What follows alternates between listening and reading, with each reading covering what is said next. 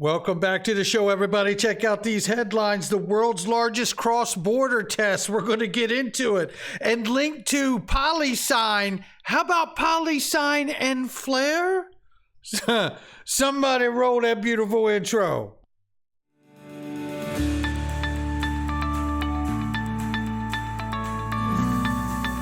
Digital Perspectives with Brad Kimes. Come on in.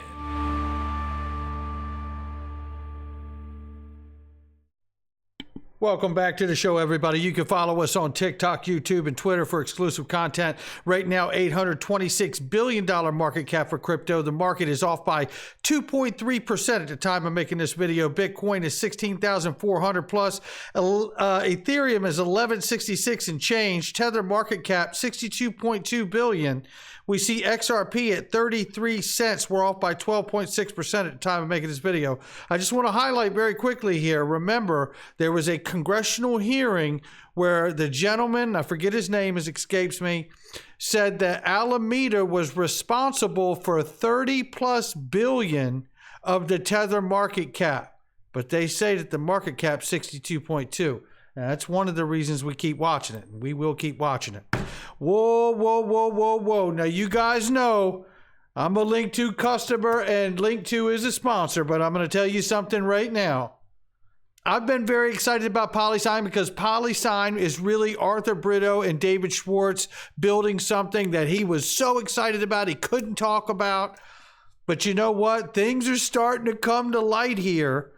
We know that Polysign and standard custody are really about custody, and they're also about helping to tokenize the capital markets, which is in fact trillions and trillions of dollars.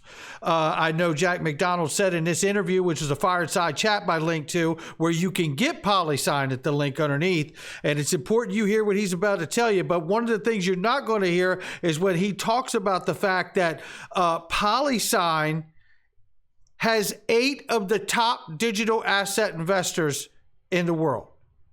8 out of the top 10 largest digital asset investors, Polysign's got them. He couldn't say the names. He didn't feel comfortable saying the names, but he did share that information. But listen to what else he shares when he's talking about Polysign helping solve the short selling problem in the securities market. From an anonymous attendee, and the question is standard custody and or Polysign going to help solve the naked short problems in the securities markets? Is that one of the avenues of the business? Not something we're currently focused on. That would, I think, well, I take that back. There is, the answer to that is actually yes, from a standpoint of well, I take that back. There is, the answer to that is actually yes, from a standpoint of something that we're doing around an escrow feature where. An escrow feature. That's great because it could help solve the naked short, right? You can guarantee through the atomic settlement that they have, right? Through, I think they call it Atomic Net or something is the name of their platform. But the interesting thing there is he talks about escrow for a split second, and you can't help but wonder if one of the things that they may be escrowing in their custody business is the Ripple escrow. No one asked, but if I get a chance to talk to Jack McDonald, you can bet your ass I'm going to. Listen to this one.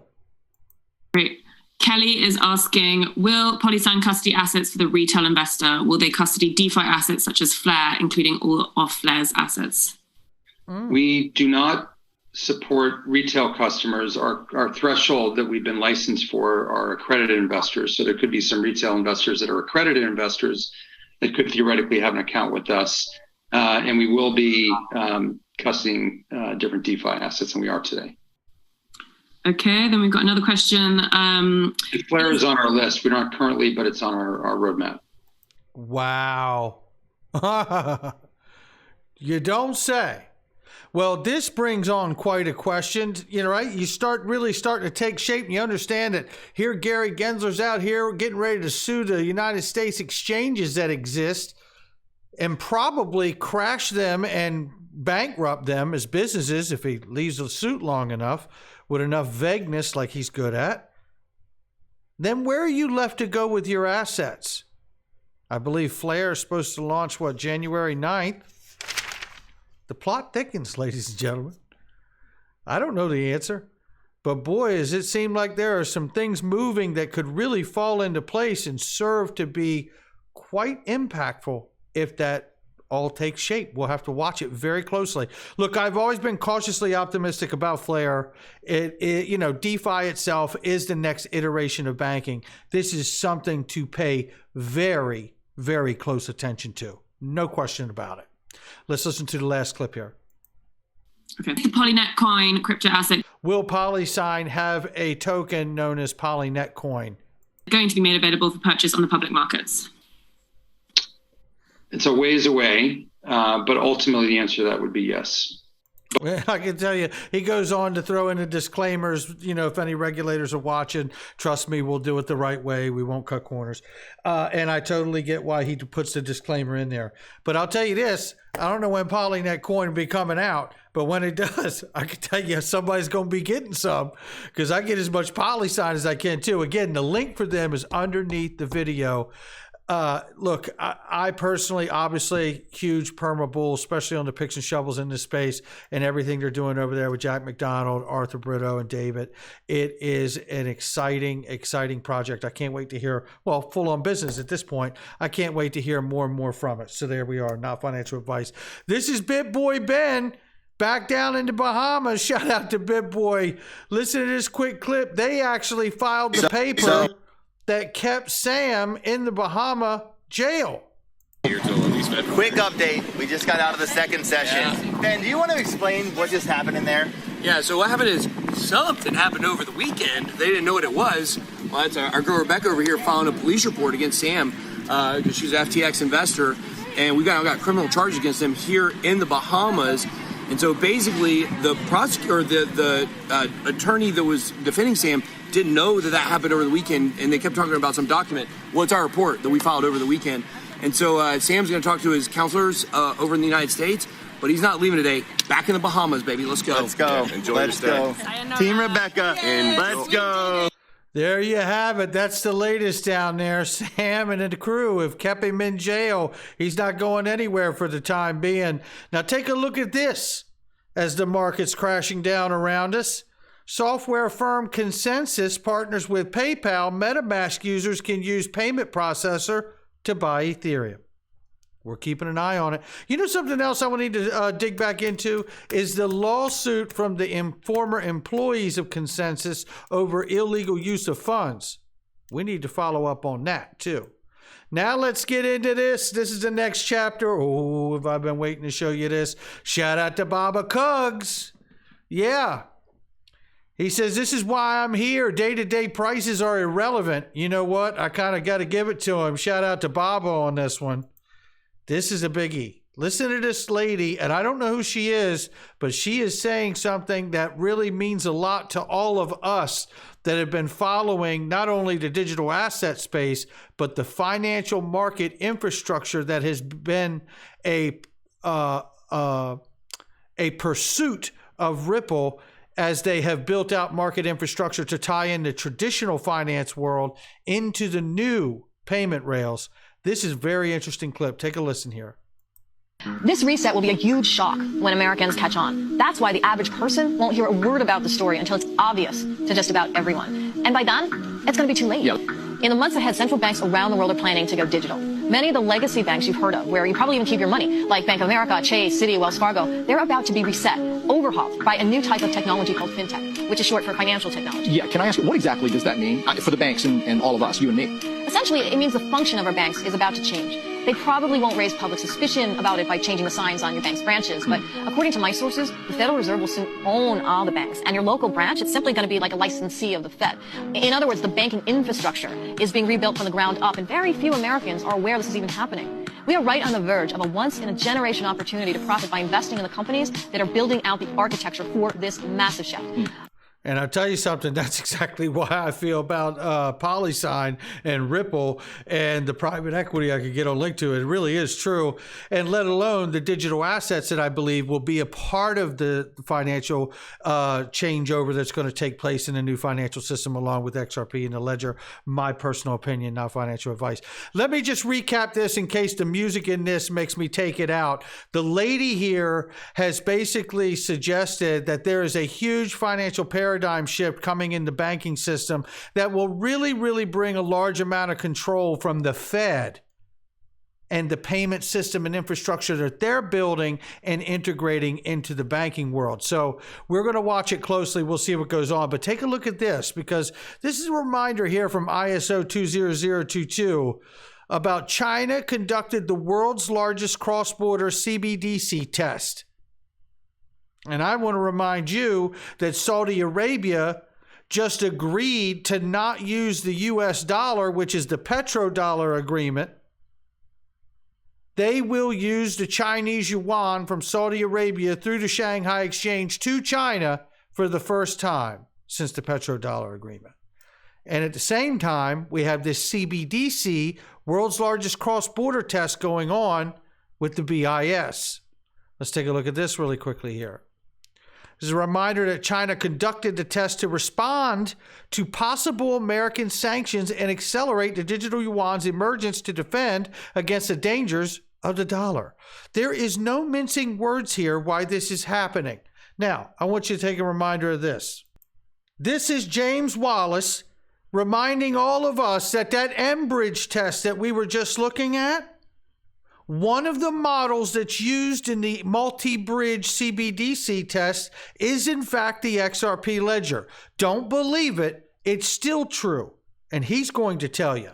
I'm just telling you what he told me. And you have a digital, real, or digital pound. You obviously need to have some way to interact cross-border. Yeah. So I think the BIS call this a multi-CBDC model. One of the ideas is you use a sort of a neutral bridge currency to go from one to the other, similar to the model I explained earlier, with our on-demand liquidity.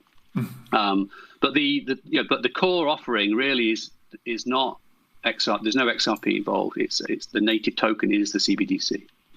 That's interesting. Yes, it is interesting. It's very interesting, right? Because the XRP would be used where applicable. And you could see that with the pressure of China and Saudi Arabia beginning to tie in a much deeper relationship to the BRICS coalition, pulling away from the use of the US dollar, it's happening in phases and stages. At some point, I have to believe when they start rolling out these CBDCs, I can't see London doing one today, and then 6 months later, this G7 does it, and then 10 months later, that G7 country does. I have a hard time seeing it go like that, even though that's the way it appears to be taking shape. We will follow it. I remind you of this that I covered yesterday. Take a look at this as a quick reminder that Bank of China is well aware of Ripple. They have clearly suggested that Ripple could be, or XRP itself, XRP itself in this report that we covered yesterday could in fact serve as a stable coin. In its best use case is how they kind of, I'm summarizing, paraphrasing, but that's what they point to.